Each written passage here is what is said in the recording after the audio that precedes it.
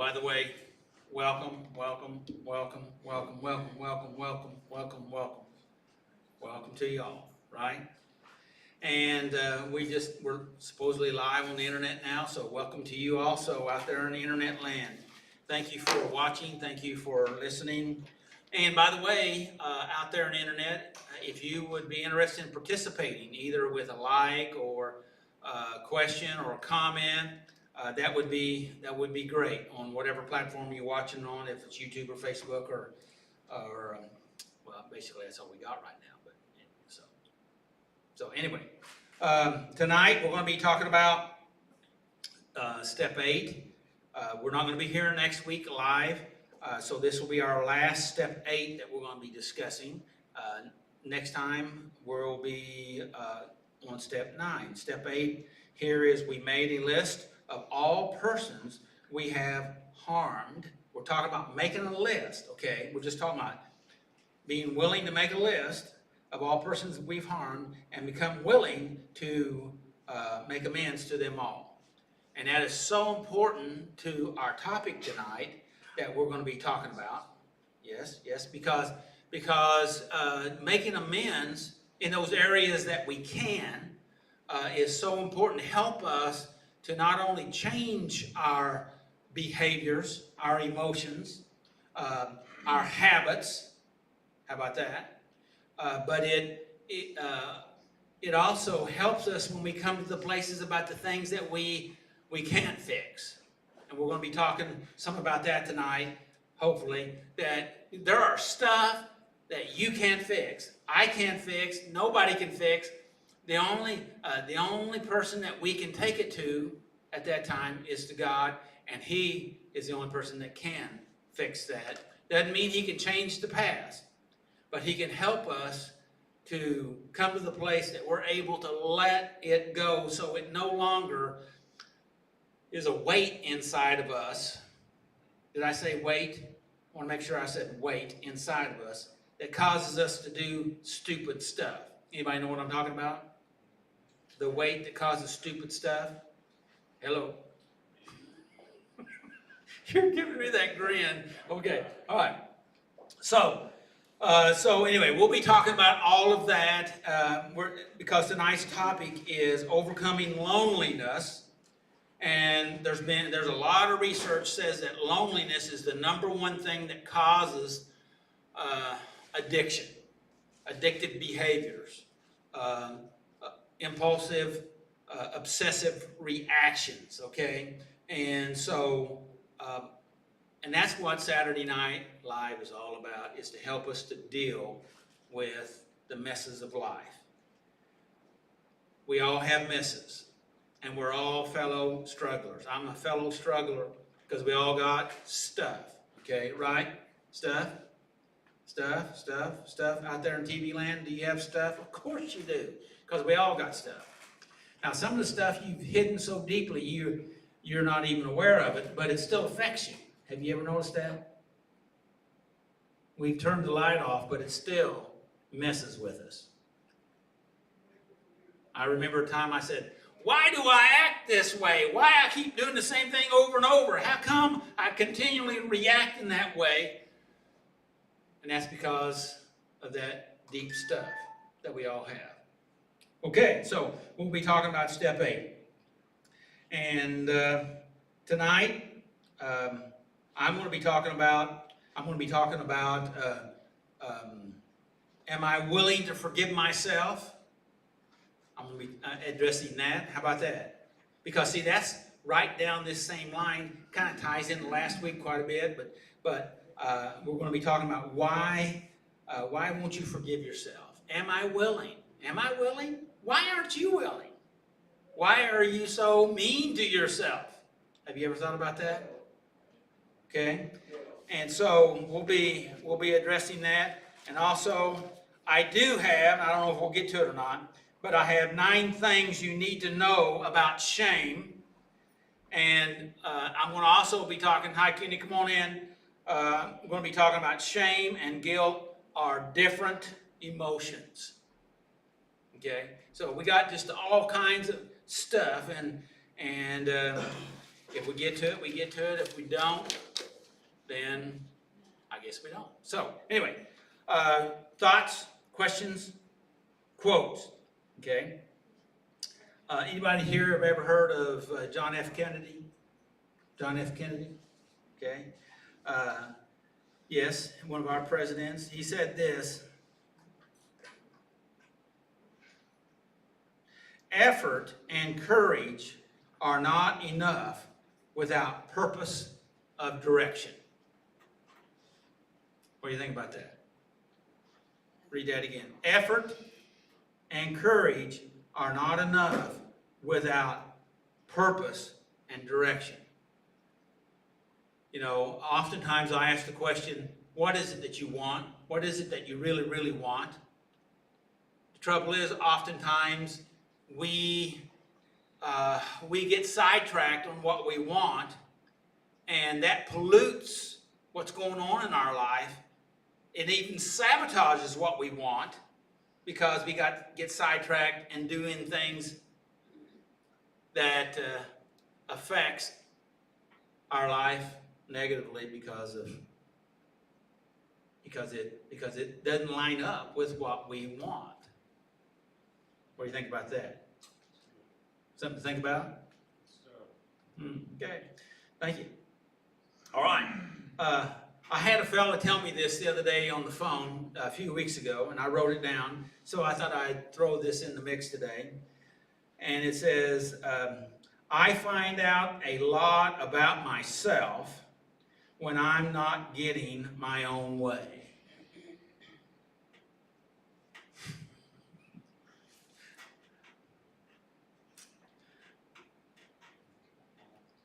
Did we make any connection there? All right. This is a statement from Brene Brown. Anybody familiar with Dr. Brene Brown? I've gone over a lot of her material many years ago, but I come across her again last week, and anyway, I thought this was pretty good. I'm going to start off with the condensed quote, and then we'll expand the quote. The absence of love and belonging, there is always suffering. So with the absence of love and belonging, there is always suffering. Now, let's go on and hear what Brene says a little bit expanded. She says this. She says, the one thing that I know for sure after 200,000 pieces of data, she's a researcher, by the way, on grief and loss, 200,000 pieces of data, I know love and belonging are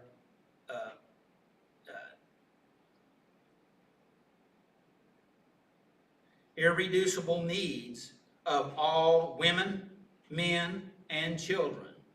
In the absence of love and belonging, there is always suffering. That I know for sure. Then she concludes by, may you love and know that you're loved as deeply lovable. She's got a lot of good information, and I may be talking about some of her stuff on down the road.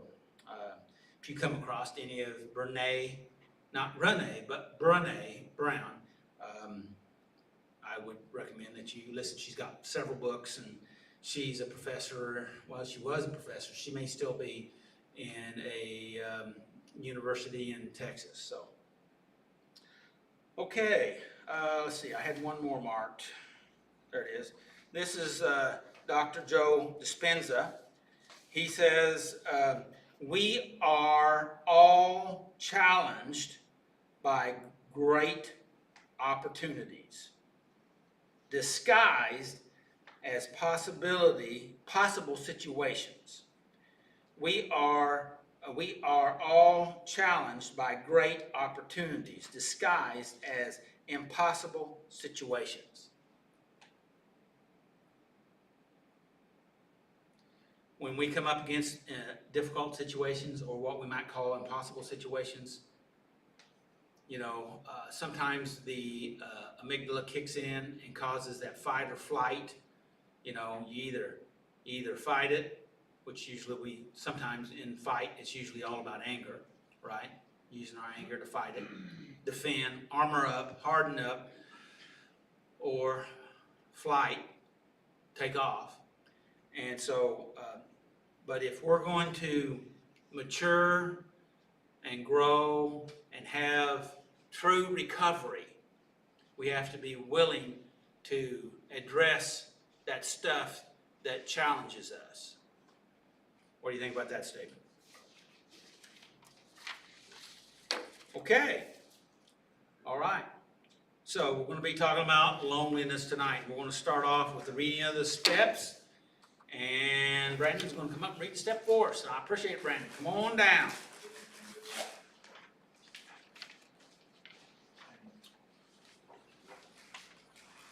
How's everyone doing? All right. 12 steps. Step 1, we admitted that we were powerless over our problems and our lives had become unmanageable. 2, we became to believe in a power greater than ourselves that could restore us to sanity. 3, we made a decision to turn our will and our lives over to the care of God. 4, we made a searching and fearless moral inventory of ourselves. 5, we admitted to God, to ourselves, and to another human being the exact nature of our wrongs. 6, we were entirely ready to have God remove these defects of character. 7, we humbly asked God to remove our shortcomings. 8, we made a list of all persons that we had harmed and become willing to make amends to them all. 9, we make direct amends to such people and whenever possible, except when to do so would injure them or others. 10, we continue to take personal inventory, and when we were wrong, promptly admitted it. 11, we sought through prayer and meditation to improve our contact with God, praying only for the knowledge of His will for us and the power to carry it out. 12, having had a spiritual awakening as a result of these steps, we try to carry this message to others and to practice these principles in all of our affairs. Thanks. Thank you, Brandon. Thank you, Brandon.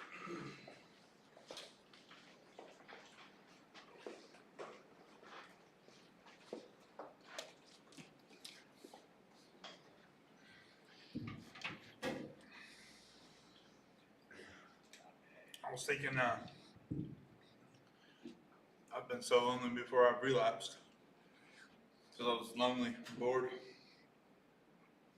And things got worse.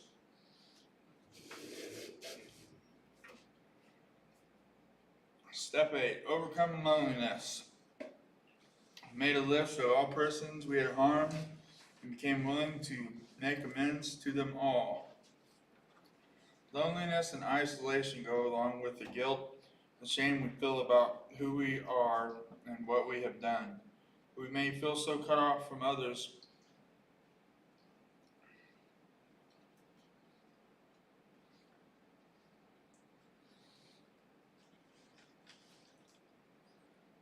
I lost it.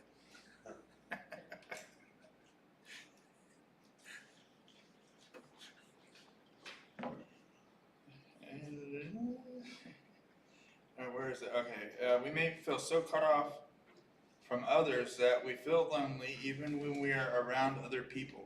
Guilt, fear of being hurt, and self-hatred can make us unable to believe in the love others have for us.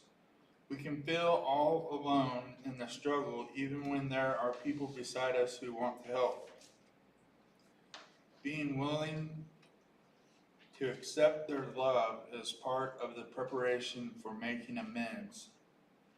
Wise King Solomon observed, 2 people are better off than one, for they can help each other succeed. If one person falls, the other can reach out and help, but someone who falls alone is in trouble. Likewise, Two people lying close together can keep each other warm, but how can one be warm alone? A person standing alone can be attacked and defeated, but two can stand back to back and conquer. Three are even better, for a triple braided cord is not easily broken. Ecclesiastes 4:9-12. Loneliness can break us and defeat us in the recovery process. When we prepare to make amends, we also need to prepare our heart to accept whatever love, support, or friendship is offered in return. These supportive relationships, along with God's supporting hand, will strengthen our life considerably. With our friends and God joining with us to form a triple braided cord, we will not be easily broken or turn from the path to recovery.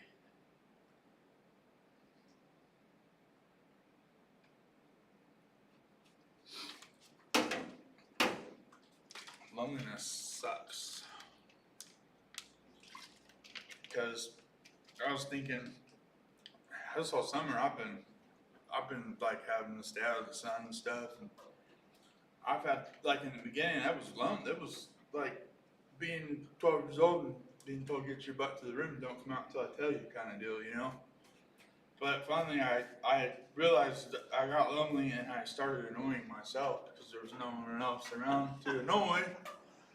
So part of myself was not happy with my other part of myself, and then I realized it was time to just realize that that's just how this summer's going. And I can go down the poor me path, or I could just accept it. And it helped. It's kind of like I made amends with myself, you know? Because I knew I had to do it, but I didn't want to.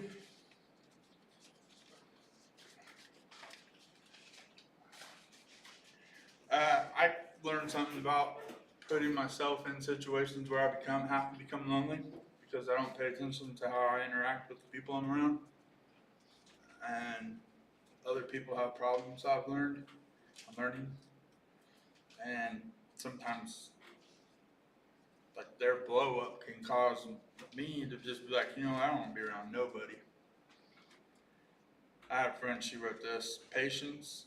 I was dealing with a stressful situation, but we had a target, we were trying to achieve something, and she gave me these to help from triggering that side of me that just wants to hide from everything. Or not hide, but just, I guess, yeah, hide.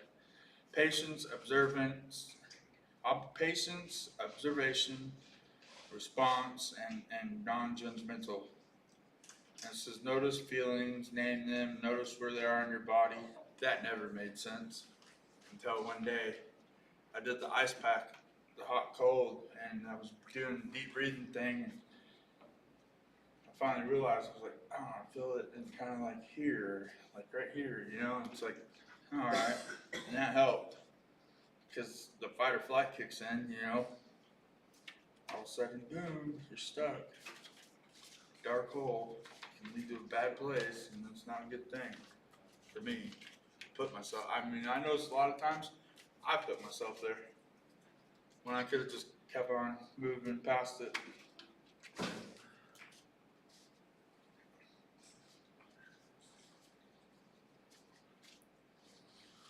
Any questions? Does anybody have any questions for Tommy? So what helps you the most to deal with your loneliness? Came to a realization, I don't own their problems. I want to say something else, but I finally realized it's not as bad as, because getting clean and off drugs is not like, oh, bam, all of a sudden I'm perfect, life's great, I'm redeemed from drugs, and Jesus saved me. Sorry, but that didn't work for me. I had to learn. And it's taken 22 years of learning about my addiction and being in and out of it to get to where I am today, to have the strength to know that when those lonely times are there, that God's on my side still. Then, you know. So, so why do you think it took a while for you to understand some of that? I was lonely. Yes? I was lonely. Okay. I've been lonely since I was a little kid. You know. Okay. But loneliness, there was pain. You know. I found strength in the drug and power, and you know. And so, is there another emotion that comes along with that loneliness? Oh, when you get rejected, like resentments, fear, panic, rage. You can have rage when you're lonely.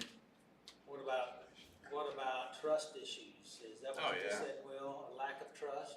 Yeah. Did you say that, Will? I didn't say nothing.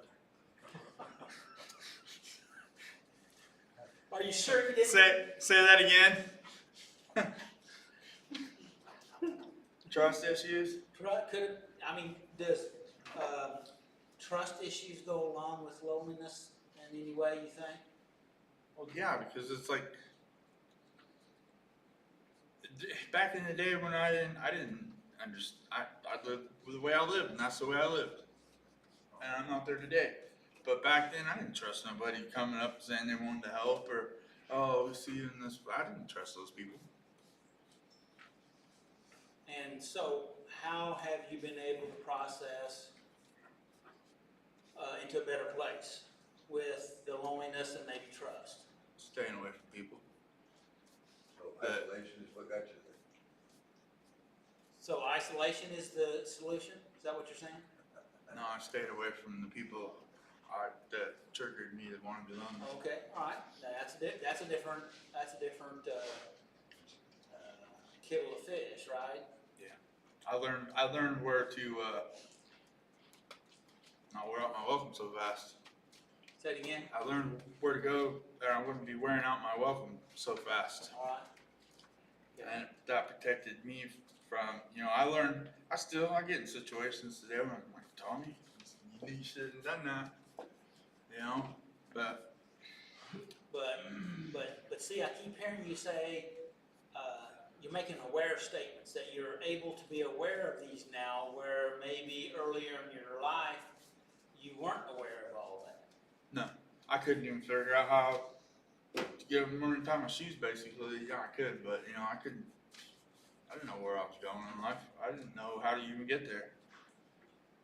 So then the first step of your recovery is to start to become aware of what's going on, To be present. be present. Yeah. I don't have to worry about what so-and-so did or said 6 months ago, because, it's not going to affect me in the long run. Why do that's just thinking of the things that put me in, Sure. isolation, So, Not if cops you or were, the if feds you or were to whatever, communicate your best wisdom to somebody here in this room or out on TV. Well, I just thought of something. Go ahead, shoot it. Okay, when you get arrested and sometimes you get put in isolation. And I've had times in my life, I've been in isolation when I was younger, locked up. And it's almost the same feeling of being locked in that room or being locked in yourself, it's so similar, it's like there's no escape. It seems like even if the door's locked or it's not. And is that because of the fear and darkness inside? Is that what Yeah, you're it's saying? like, it becomes a comfortable place because back then I didn't know what this side of life looked like. I didn't know recovery. My brain couldn't even. So what's your best thought or guidance for somebody that's struggling with loneliness today? Make a friend, What's meet it? a new friend, like a newfound friend. Just go for a walk and say hi to somebody. I do that. I do it not all the time, sometimes. Just make a friend. Find a friend. There's friends out there. If you got trust issues, don't get too involved too fast, or go to an old friend. It's about making amends, right? That old friend might need you, So basically, go slower. Yeah. Watch your step. Sounds good, Tom. Thank you. Oh, I wanna read these questions and Willie's gonna answer them. Sounds good? Oh, you put me on the spot here. I thought we already agreed to this. All right. What happened? Nice to see you guys. Yeah.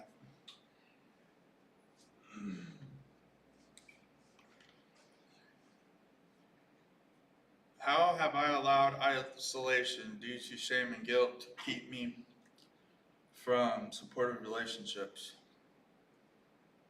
What is the role of shame and guilt in my isolation to keep me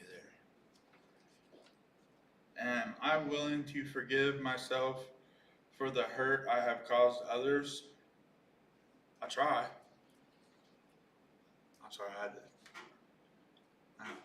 No, but am I willing to forgive myself for the hurt I have caused others? I read that backwards. I read it like this: am I willing to forgive the people that hurt me? That's the way I seen it. Like I also seen it that way, you know.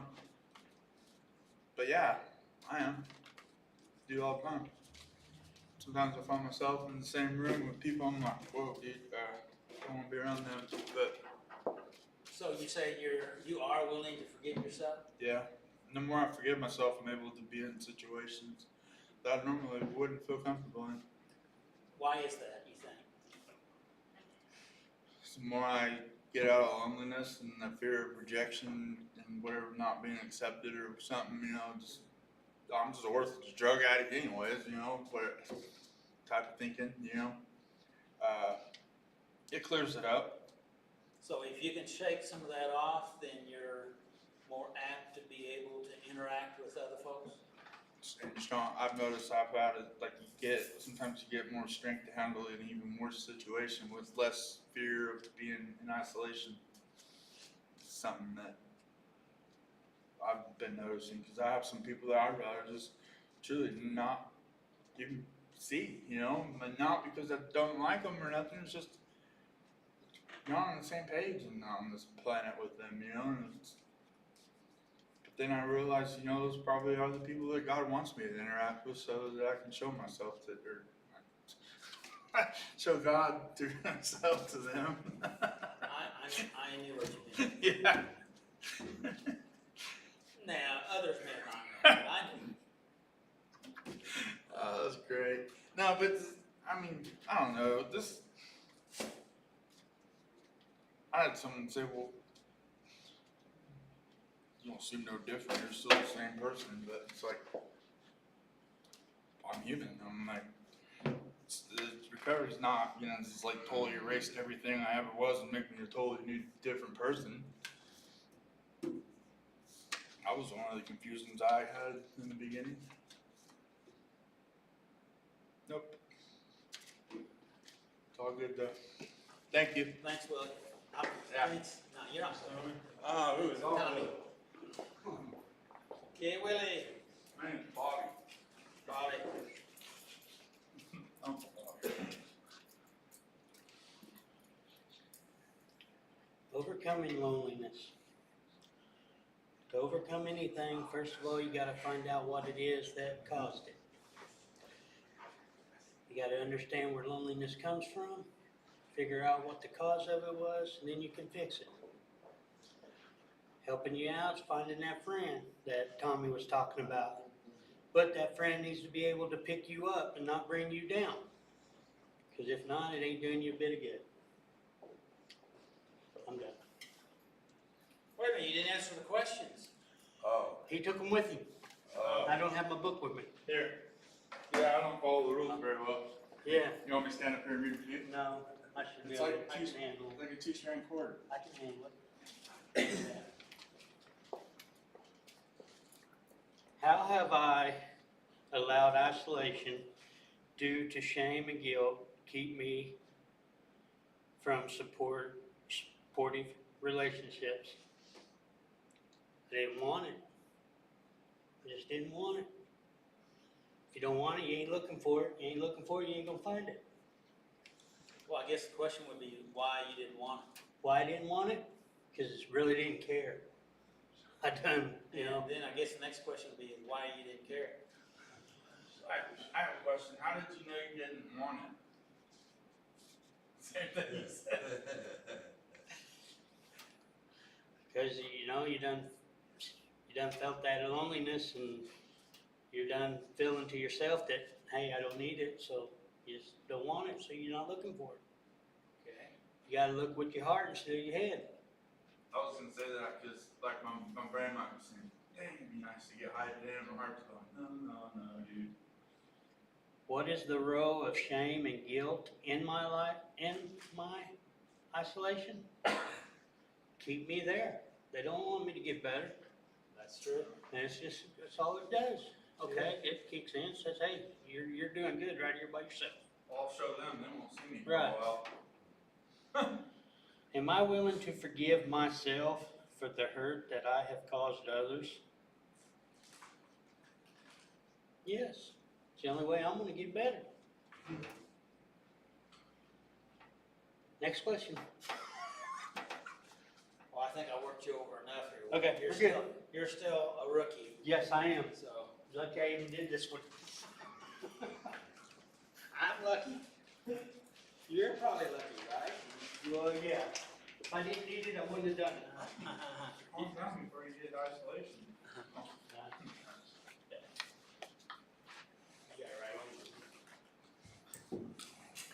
Well, thank you, Brandon, for reading, and thank you, Tommy, Bobby, yeah. for sharing the step and your insights, and then Willie, thank you for your comments, and Will, thank you for your insightful input in there. All right. So, what does that scripture mean there when it talks about a triple braided cord? What does that mean?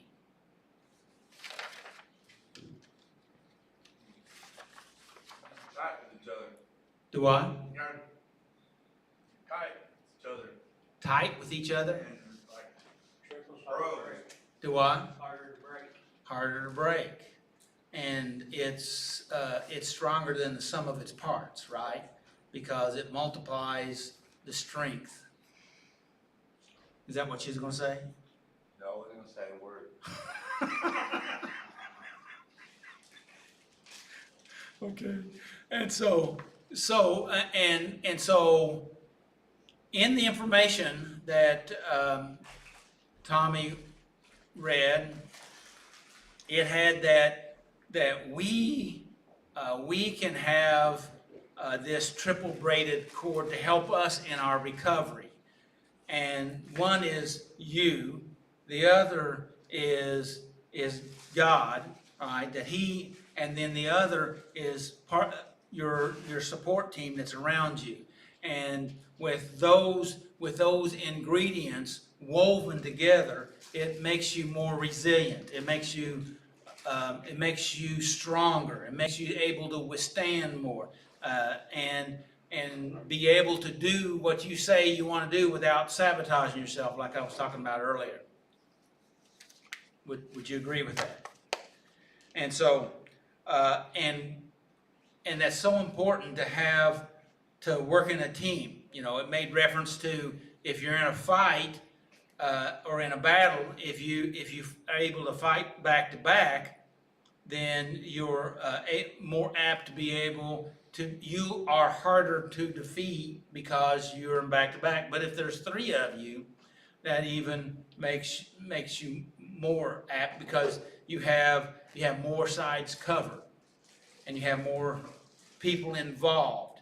And that's why having support, being involved in a support meeting, having people that support you and that will help you, they can be a part of your program, not to do it for you, but to assist you in your process. Okay? All right? I was talking with a person here a week or so ago, and they were really upset. I mean, they were frustrated because the person that they love and care about, and was really afraid for them, totally loving, but because they were so upset and so intense and so afraid that something was going to happen if they couldn't do their job perfectly, actually was causing friction and actually causing even a bigger disturbance. Basically, they were fighting. Does that make sense? And both of them didn't like the way they were behaving because they both wanted the same thing. But the trouble is, they were well, one was trying to control the situation. The other person was trying to control it, but trying to force the other person to comply. And it becomes a fight. Anybody ever had any of those? So I don't need to go into all that. You guys probably been there, and you're not going to say anything, right? Okay, I already got that. I get that, but I can read it on your face. And so we need a support team to help us, because the point here is, if we try to do it alone, we are more susceptible and easily taken. Yes, sir. I've been working at a job for the last 6 years. Congratulations. Yes, That's awesome. that's all. That's great, Mike. Hey, it's glad you're here. It's been a long time since you've been here, so I'm glad you're here. So we need, yes, sir. Saying that last phrase you said,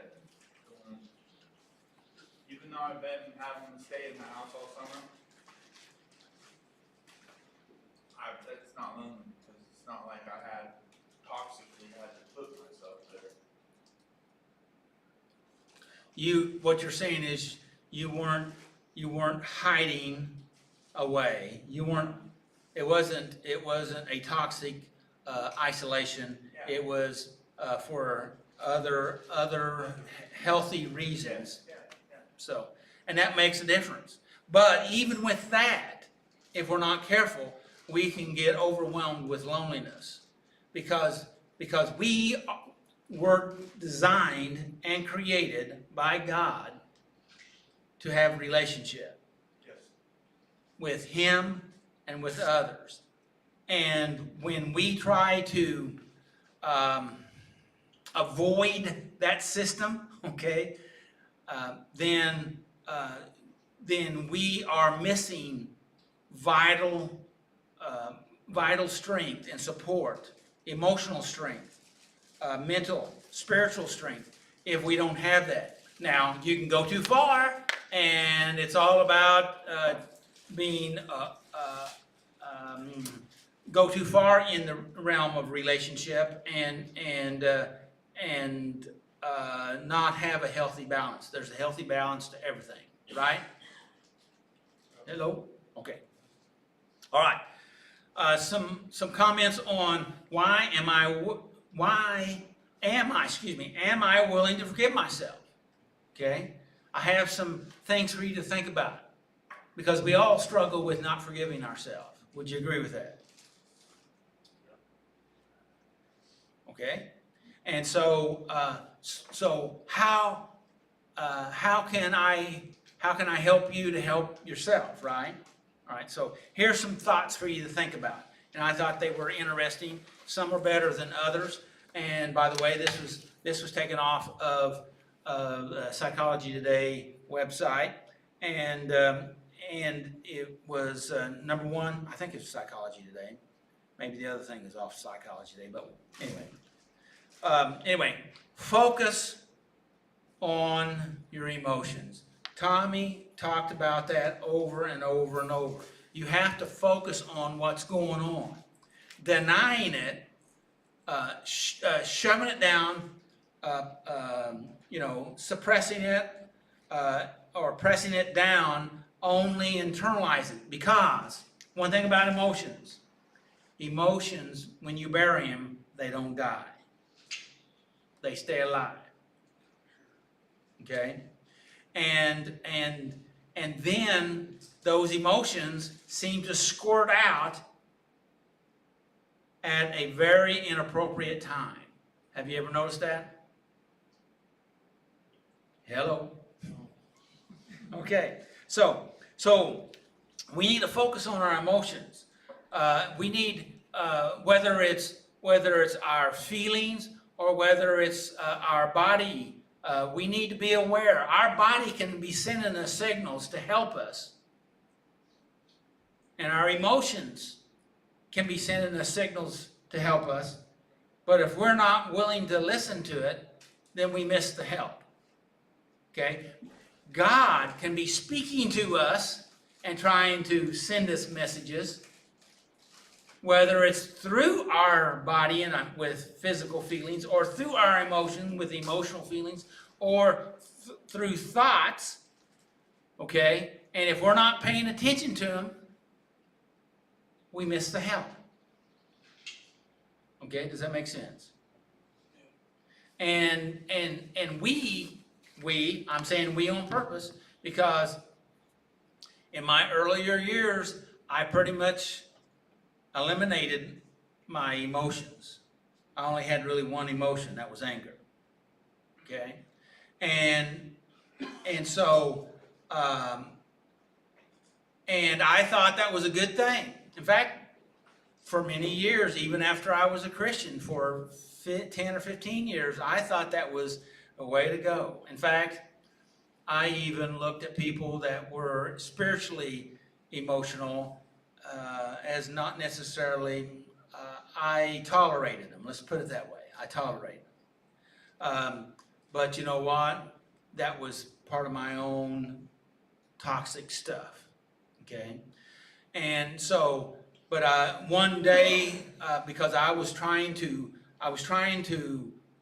connect with God, and He told me that I needed to open up to His emotional aspect.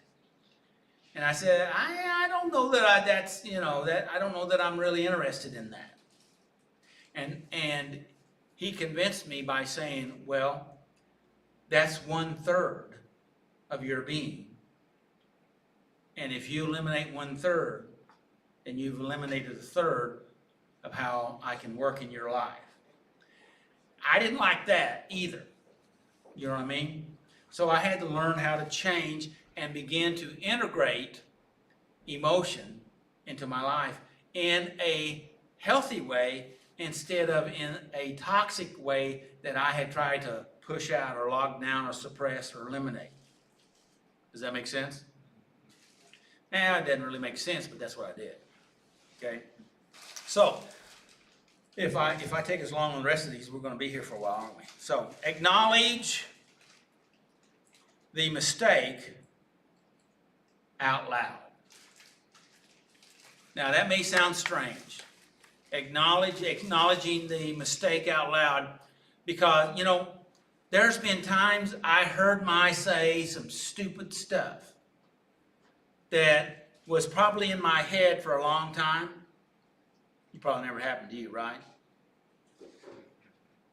And I remember one time I was watching a Christian TV show. I was at a pastor school, the first one I'd ever really went to, and this was back in the late 70s, early 80s. And I was watched this guy on TV, and he was singing, he was happy, and he was excited, and he was wound up, and I heard this come out of my mouth, and I said, there's no way that anybody could be that happy. And I thought, did that come out of me? That sounds extremely cynical. But that was part of God helping me to start to open up, because during that meeting there, God really wanted to visit me, and He did visit me, and most of it was through my emotions. Anyway, that's a little piece of my journey. How about that? So, acknowledging your mistakes out loud, because you can't fix what you won't acknowledge. You can't fix it, you can't deal with it, you can't do anything with it until you acknowledge it. And when you say it and you hear it, it registers in a different place in your brain. Okay, let's go to the next one. A way to deal with being able to forgive yourself, okay? The next one is think of, okay, that's it. I did the handwriting thing, so I have to decipher my writing a little bit, and it's small there. So think of each mistake as a learning experience. And that is a mental discipline. Recognizing, because you've heard me say to many people when they've relapsed or made a mistake, I will say, well, what'd you learn? What'd you learn out of it? Because we need to develop a habit of getting the lesson out of it, learning from it. Why do I say that? Well, because if you just look in the Old Testament, the Israelites kept making the same mistake over and over because they never learned. They keep doing the same thing, just like the rest of us. Have you ever noticed that? So if we can learn from our mistakes, so the situation that happens, what did I learn? Instead of saying, it's their fault, it's the government's fault, it's my mother's fault, which probably was, but I have to take responsibility for what's going on. Because I can't fix anything that I'm not aware of and that I'm not willing to deal with. Hello? That's the reason why I was working on you a while ago. Okay? All right. Let's go to the next one. Give yourself permission to put this on hold.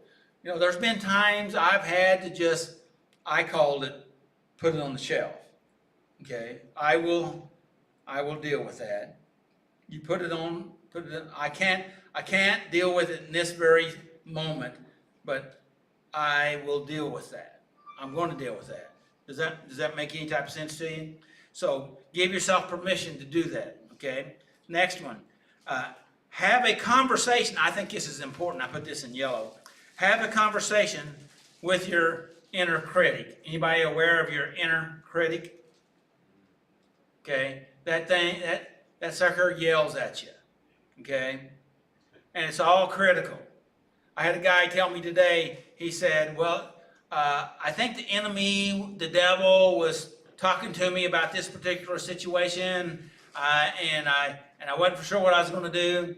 And I said, anytime you know the devil or the enemy's talking to you, then you know it's a lie.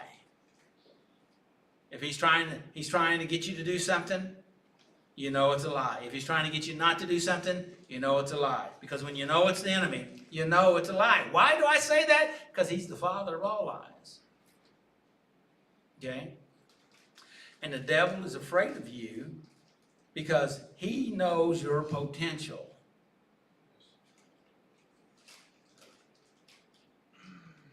Even you. Okay. All right, let's see. Next one. Notice when you are being self-critical. Man, can you say bam? Yeah, bam. Notice when you're being self-critical. When you're being critical, you need to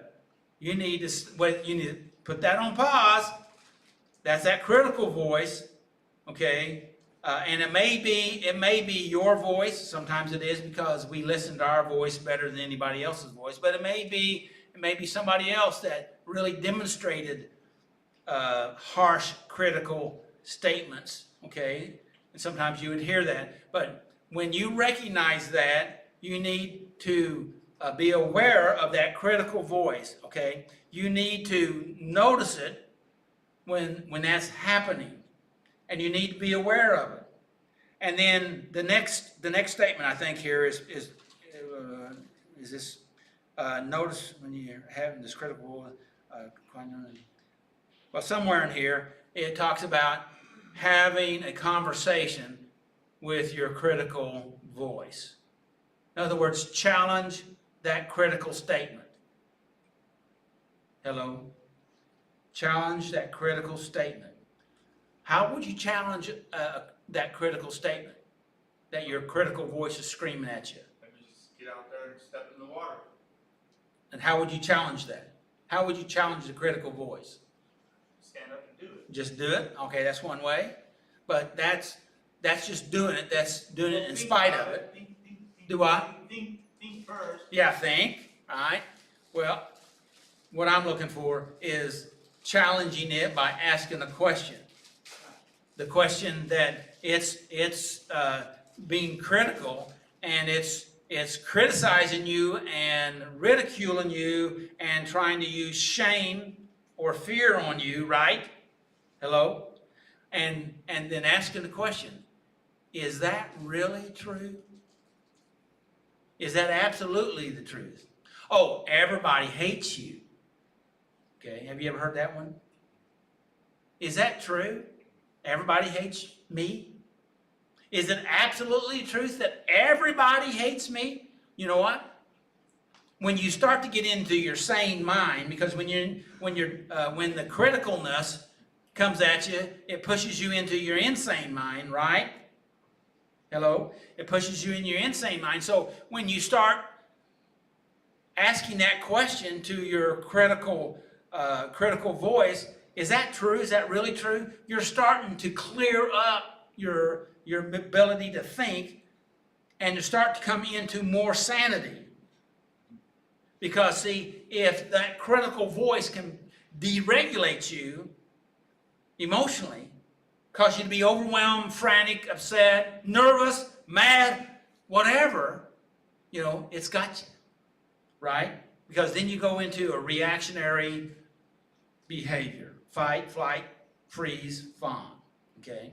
And so, speak to it. Address it.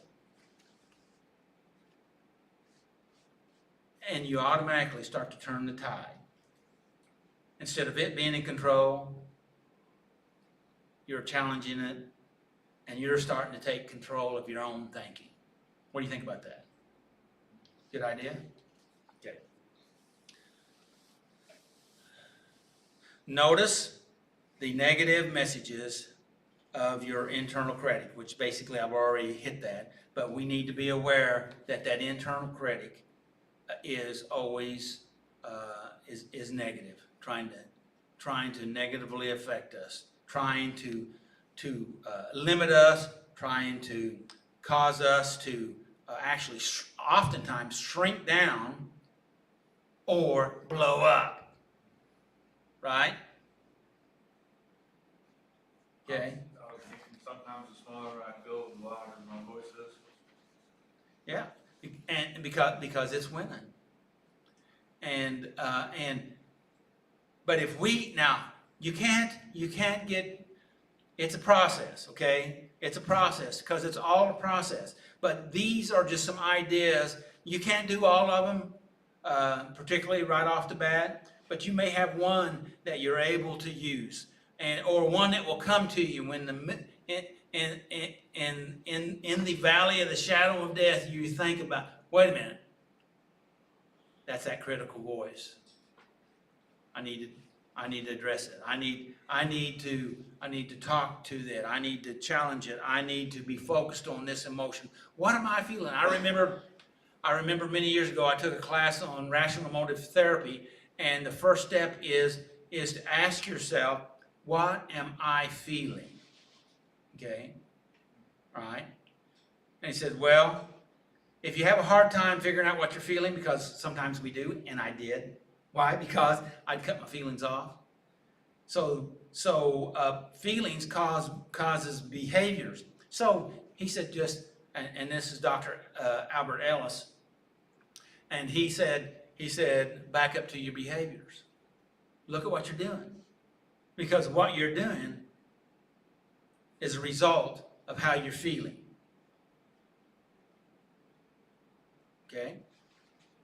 Now, the thing of it is here, though, because now, back in the 60s and 70s, it was about behavior modification. It was all about behavior modification. Anybody remember any of that? Probably not, because most of you. And it was about behavior modification, and that was controlling your behaviors. The fact of it is, that took willpower, and willpower, you only have a little bit of willpower, even the best of us, okay? So then they move to controlling your emotion, okay? And they said, speak them out and bottle them up and all kinds of different things. But the real deal here is to look at your behaviors. It shows your emotion or what you're feeling. And then there's something that creates that feeling, and that's what you're thinking, your thoughts. And I know some of that's cyclical, but you look at your thoughts and you say, what am I thinking? What caused me to feel this way? What thought did I think to cause this? Anyway, going through all these processes, and what you're trying to do is you're trying to learn yourself so that you can navigate life in a healthier way. And that's recovery. And when you have recovery, when you're better in inside, when you have dealt with the monsters inside, the fears and the hurts inside, then you're better able to deal with all those other behaviors that and substances and thought patterns and emotions that you have used to try to modify or navigate or keep you in being able to try to move through life. Trouble is, it's usually you try to control and then it explodes, and it tries to control and then it explodes, right? And that's because we haven't ever dealt with the stuff, deep stuff inside, the monsters inside, the hurts inside, the fears inside. So we need to address that. So the key thing here is, would you be willing to forgive yourself? Now, we're talking about the steps here, and we're talking about making a list, step 8, to try to get ready to make some amends. It's not talking about making amends yet. It was talking about getting ready to make those amends by a list and the willingness to do something about it. And the thing of it is, that's good stuff to help us to retrain ourselves, because we're trying to clean up our mess, and that helps us to make some changes in our life. That's good. But the fact of it is, there are a lot of things in our life that we can't make amends for, we can't fix, we can't repair. And that's where the only way through that is through forgiveness. The forgiveness that God has given us. And that you need to appropriate that forgiveness on yourself. But, He's given it, you need to be willing to receive that. A terminology that some people disagree with is forgiving yourself. You're not really forgiving yourself, you're just receiving the forgiveness. But it's a fact of that you are willing to allow that. You don't have the power to forgive yourself, but He has given us forgiveness. And will you receive that so that you can let it go? You can't fix it, because there's a lot of stuff in life that we can't fix. Stuff in the past, it may be people that have died, situations there's no repair. Fact of it is, a lot of that stuff can't be fixed. We can try to make some amends, and that does more for us than it does for anybody we make amends to. Of course, we don't want to harm those folks anymore. That is an exception to the amends clause. So we need to be willing to forgive ourselves. Something that really helps me is that serenity prayer, Good? that means serenity to accept things that cannot change. And there's so many things that we can't change, right? Which is just about everything, right? We can't change the past. We can't change the future. We can affect it. And sometimes we can't even control our present behaviors. But if we not put so much energy on the things that we can't control, which is the Serenity Prayer, we put the energy into things that we can control or affect, then we get healthier results. Anything else? Any comments on any of that so far? Tommy, you had something there? No. I do. What lives in the dark is not so live in the light. Say it again. Therefore, whatever lives in the dark does not live in the light. It dies in the light. So therefore, if we're feeling lonely, depressed, or whatnot, if we can bring that out, even if it's uncomfortable at first, once we bring it out into the light, whether it's with somebody we know or we don't, I don't care if you're calling somebody on the phone you've never met before, just get it out and say it. When you hear yourself say it, it's not so scary no more. Yes. It's only scary in your head more than it is in reality. We Right. always like to make these mountains out of molehills. Right. And that's kind of where, I got my most release from. Was Good. being willing and to say something, because no matter how scary it is, there's always someone who's got a worse story than me. And that's, yeah, light destroys the darkness. And that stuff that's inside of us that we have suppressed and put into that deep dark hole that's inside of us, we get in there and we look at it, and it's hard, it's scary, but the fact of it is, it's healthy and it's important. Talk therapy. Talk. You know, one of the things that on this other things is that finding somebody, a safe person that you can connect with, that you're able to talk to, because talking releases something inside of us. Because we hear it, we've said it, and another piece of that that's really good, if we can write it down. Because for me, when I was able to put it down in black and white, it becomes real then, and it changes. It goes from abstract to more concrete and real. And so, but talking is so important. Brings it into the light. Thank you. That's great. Yeah, what devotion was on Celebrate Recovery. That's pretty awesome how that works. Secrets. Yeah. Bringing things to light. And bringing them into your own personal life. Okay, that's one level. But and then being able to come to the place that you're able to share that with a safe person, even brings it to another level. And you think about King David in the Psalms, where most of the time when he went to God, he was mad, he was upset, right? And he spoke it out.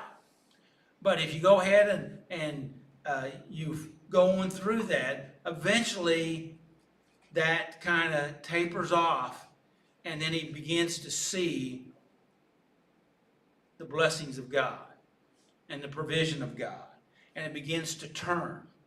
And that's that speaking and writing that brings it out of the light, so that, because I like this, and I think Brene Brown says this. He says, in the absence of data, our brain will make up any kind of story. And we want to tell stories to ourselves, and most of the time what we're talking about here is scary stories, or terrible stories, or shameful stories, right? Okay? Any other comments or questions on that?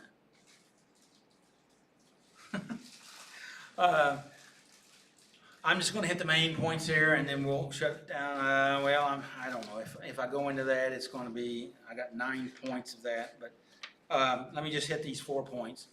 And shame is the most painful emotion we can experience. Shame and guilt are different emotions.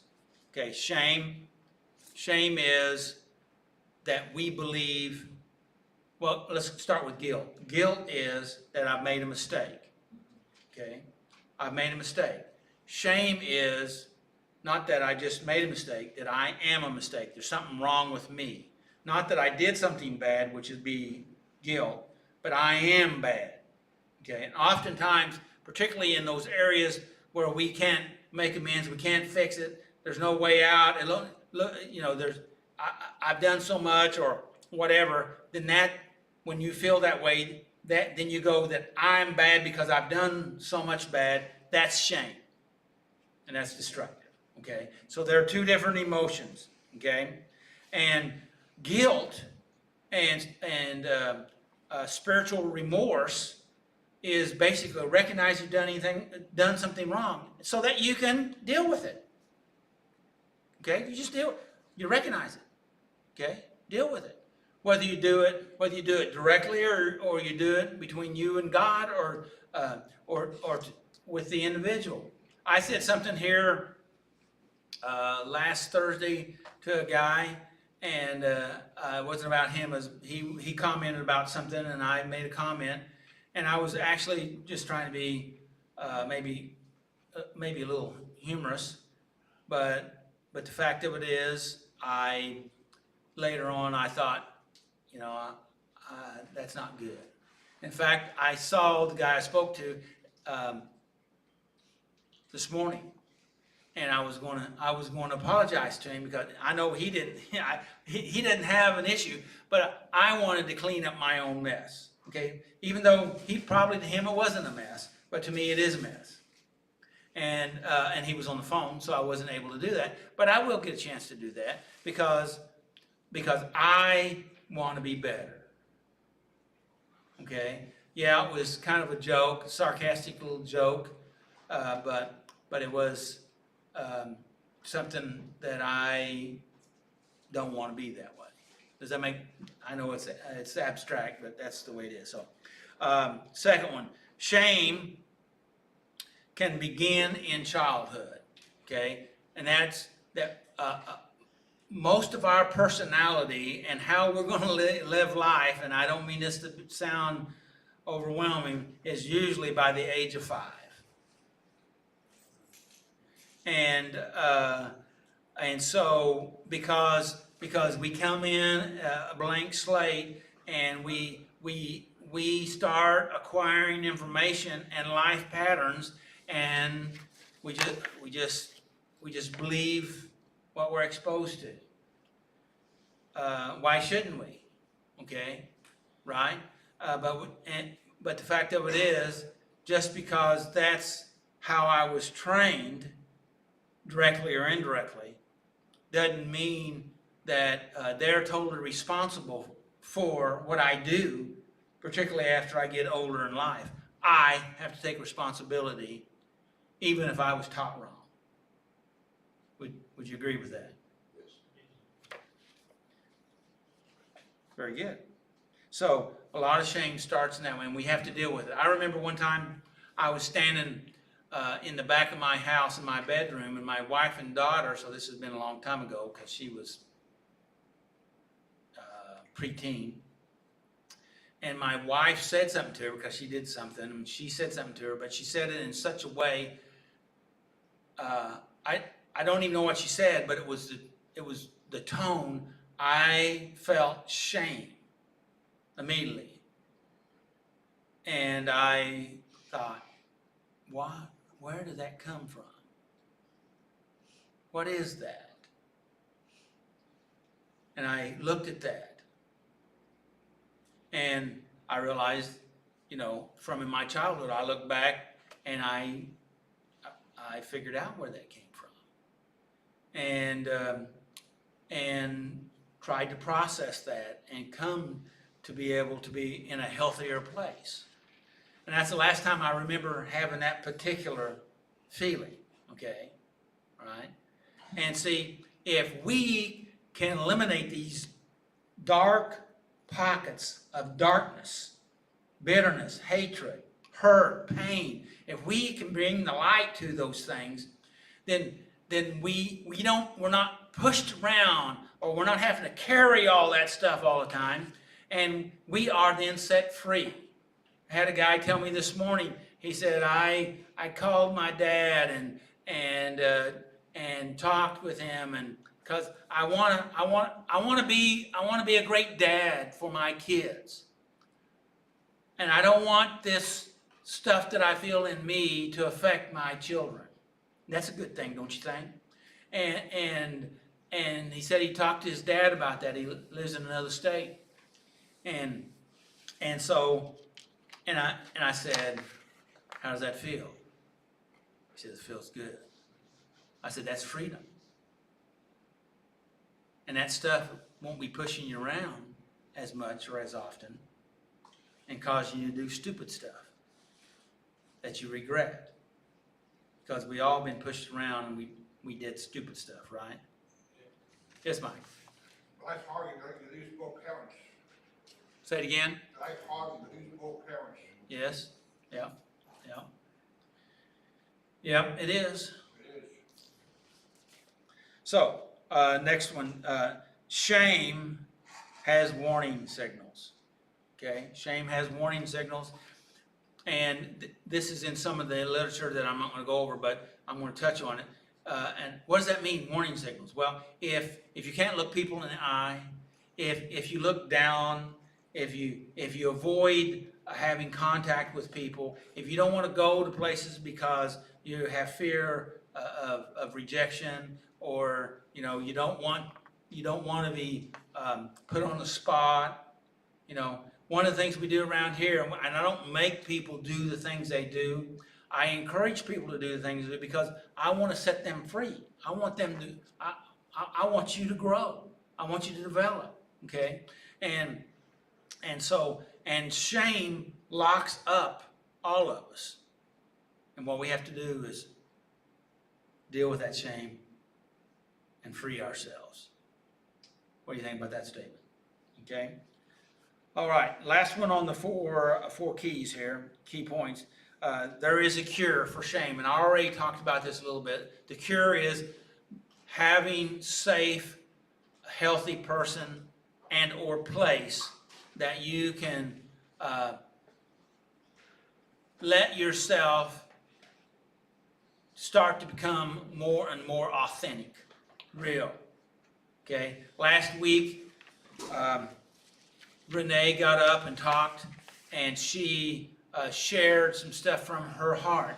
And most people may not realize that was big, big, big stuff, okay, for her. Just to be able to talk about some of that stuff. Because, see, we want to hide all that stuff from ourselves and, of course, from everybody else. Yes? Yes. Questions? Just got a comment on that, the shame and the guilt. I was thinking about King David in Psalm 32, where he talked about, where he committed adultery with Bathsheba. Yes. And he covered it up by having her husband murdered out in Right. the line of battle. And he comes here in Psalm 32, it says, "Oh, verse 1, what joy for those whose disobedience is forgiven and whose sin is put out of sight. Yes, what joy for those whose record the Lord is cleared of guilt, whose lives are lived in complete honesty." Who's cleared up guilt. Cleared up guilt. Right? That's what I said, right? Cleared up guilt. Put out of sight. It's cast them far as from the east to the west. And if he can take our sins and do that, why can't we let him? Right? You say, well, because it's hard. Yeah, I know it's hard because you think that you should punish yourself. But you know what? God wants to take them. Because he's already paid for them. You have to be willing to let it go. Because you can't fix that stuff. Right? Right? You can't fix it. And when you let it go, then he's cleaned it up. He's lightening it. And I know you know, you think, well, it's a formula and it's zip, zang, bang, it's done. But sometimes it can be that way, but oftentimes it's not. It's a process. Because we hold on to that stuff because we think we think we're doing God a favor by beating up and tearing ourselves up. And that's not what he wants. He wants us to be free. If he can take it and cast it away, can we just let it go? Anything else before I close? Thanks for listening. Thanks for your comments. Thanks for being here. Thanks for you out in internet land for listening. I had several comments and some that said hi earlier, and I wasn't able to get to say everything because trying to be in the meeting and trying to do all that other stuff at the same time. But please, if any of this is helpful, let us know. Okay, because we want to do things that are helpful. May the Lord bless you and keep you, and may his face shine upon you and give you his peace and make healthy choices. Right? Right. And be a good idea to be in church tomorrow. Yes. Till not next week, we won't be here, but it'll be in 2 weeks. So.